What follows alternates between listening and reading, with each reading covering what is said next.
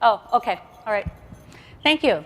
I know we're running close to the time limit, and I want to thank Sue because she very kindly let me stretch the boundaries of the concept a little bit, because I'm going to present two exhibits that actually span decades and medium, and that was why I wanted to do that. But they're both examples of, I think, appeals or campaigns that really demonstrate a deep, deep understanding of and connection with your donors. But one is very high tech, and the other one is actually goes all the way back to 1989. And that is Wright & Gardens. And in 1989, this was a group of, it still is, I guess, of environmentally aware organic gardeners in the UK. They had never done any kind of a mailing to their members.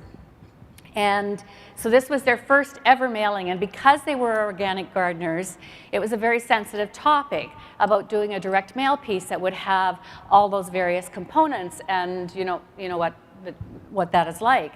So actually, if I understood the SOFII exhibit properly, this was the work of Ken Burnett's agency, but they came to you with the idea. Oh, you gave them, they came to you and you gave them the idea. Okay. You might want to change that because it reads different on the SOFII site. In 1989, when they did this, I had just really gotten into fundraising. And for those of you, I think particularly in Canada, I don't know if this was the same in the UK, but in 1989, everything was about recycled paper.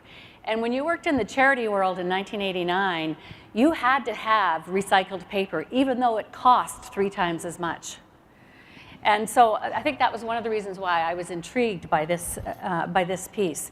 So what they did was they mailed out this piece all on one piece, front and back, all on one piece of paper. It was roughly 6 inches by 8 inches. I hope I got that right because I had to actually convert the US paper sizes, or the UK paper sizes to, yeah, no, but it opened up into a 33-inch by 46-inch piece.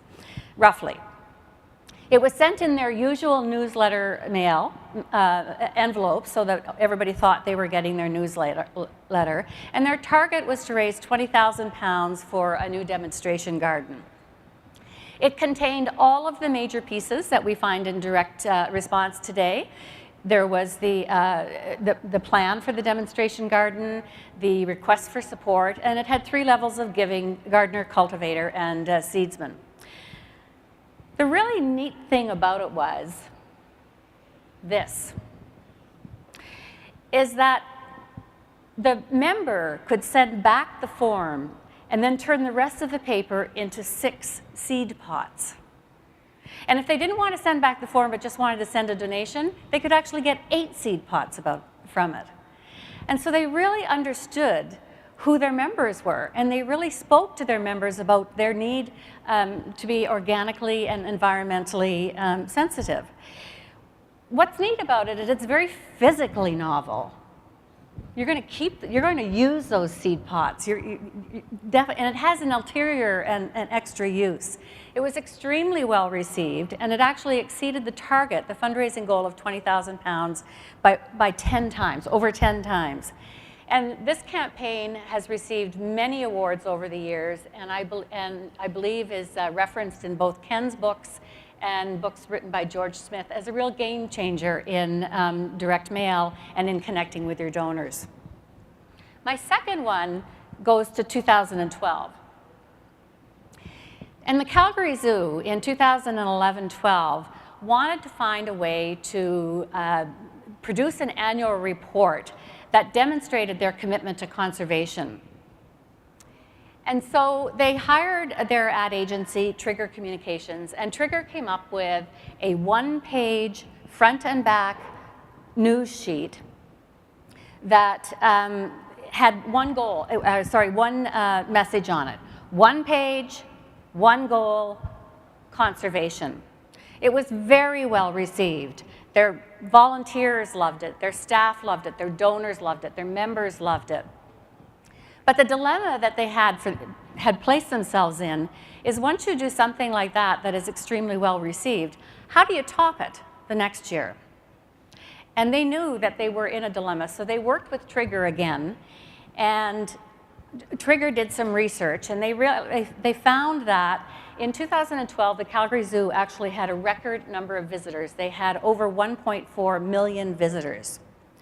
And they also had a record number of Instagrams tagged with hashtag Calgary Zoo. There was thousands of them, and their audiences were clearly using Instagram. So Trigger pitched a very novel idea that was very risky to produce their annual report on Instagram. They pitched it, and within 5 minutes, the zoo said, yes, we love it. And this is what they did. It is the world's first annual report ever to be produced on Instagram.